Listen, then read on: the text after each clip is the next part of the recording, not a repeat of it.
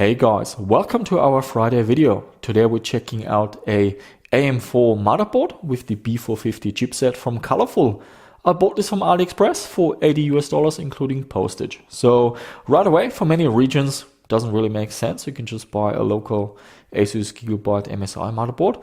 But there are regions where buying from AliExpress makes more sense because you can mark down the price, which I've actually asked the seller to do, and that was not an issue at all. You can also buy first-gen Ryzen processors from AliExpress and cheap RAM, which we will look at in a future video, maybe do a value build. Here we have the box, looks fairly nice, like a regular retail mainboard. And yeah, at the back we can see a couple of these specifications, but we will have a closer look at all the features when we have the motherboard in our hands. Two SATA cables are in the box, also an I/O shield. There is a user manual and a driver disk. And here of course is the mainboard. So this is a micro ADX motherboard, mostly black, but there's some nice silver going on here with the PCI Express slots. There are some audio capacitors here. The layout is fairly decent. The SATA ports are away from the graphics card, and we've got the power connector also in decent places for some clean cable management. We're gonna start at the top and work our way down. There's a 4-pin header with PWM support. You can go into the BIOS and change the speed. We have two memory modules, and I tried DDR4 3200 and that worked actually fine. You can overclock in the BIOS. We will have a closer look at that later in the video. We have some VRM cooling, but the surface area is not very impressive. It's better than nothing, I guess. I tested with an Ryzen 7 1700 and overclocked it to 3.7 gigahertz. And the VRM temperatures, it depends on the cooler. I used a top-down cooler, and it depended on the RPM. If you max out the RPM, I got low temperatures of around 50 degrees when running Blender. But when I used the auto fan profile, which is a lot quieter, the temperatures were around 70 degrees. Still, Blender is a fairly stressful test, so that's actually not too bad. A little bit further down, we have a RGB fan header. Haven't really got anything to test it. There's also a BIOS setting where you can configure the individual colors. The CMOS battery is here, and there's also a CMOS clear jumper there. So you just short that and it will wipe all the BIOS settings. We have a PCI Express 16 and 1X slot here. Here's the B450 chipset. We also have an M.2 slot. We also have a new M.2 SSD for testing. Big thank you to HIK Vision. They sent us a review unit of their C2000R 1TB PCI Express NVMe M.2 SSD. The performance is pretty sweet. Here we have the Crystal Disk Mark results, and we're getting up to 3500 megabytes per second transfer rate. It has a Fission controller, Toshiba 3D TLC NAND, and DRAM from Hynix. I've used this SSD only briefly, but it worked great so far. More information in the description. Look at the panel connectors. We have front audio, SPDIF, there's USB 3, 2 USB 2, 4 SATA 3 ports, a 3-pin fan connector, serial port. We have a diagnostic port. Apparently this one can be used to program the BIOS with an external programmer, but I haven't tried that yet. Speaker connector, and the front panel connector goes here.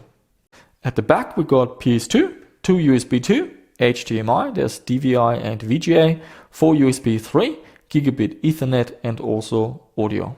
I tested the HDMI port with an APU and connected to a 4K monitor, and it does support 4K 60 as well as FreeSync. And now let's talk about the BIOS, and this is the aspect that interests me the most. A lot of Chinese motherboards have locked down BIOS, but this colorful board is actually pretty decent. So you press delete to enter the BIOS or F11 to access the boot menu. There are fan controls for the CPU cooler. There is a menu option to configure the RGB fan header as well. It has overclocking. You can raise the clock speed by changing the multiplier. You can raise the voltages.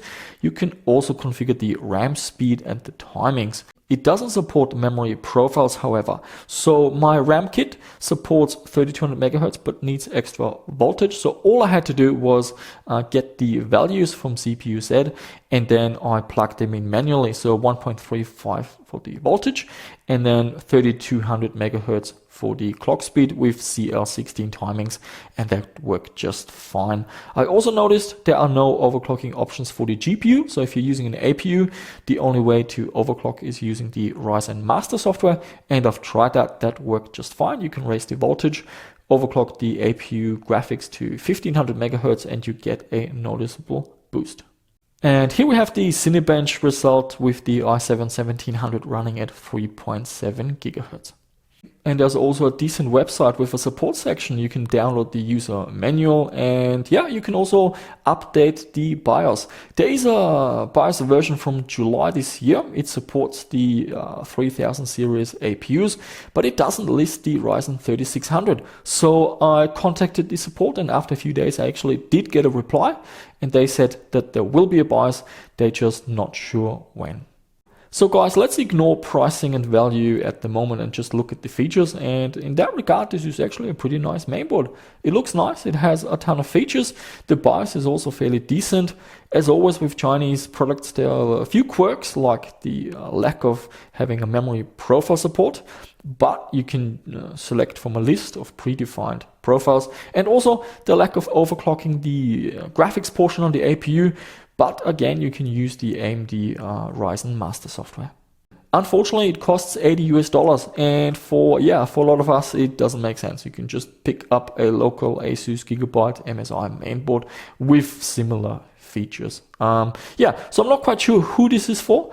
I reviewed this mainboard because I find it interesting, and no one else seems to review such products, and that's one way of staying unique and keeping it fresh. But do let me know what you think. I actually bought another mainboard. It's an even cheaper mainboard with an A320 chipset. So let me know if you want to see that. If this video doesn't do well and you absolutely don't like reviews like this, I'm not going to do them anymore.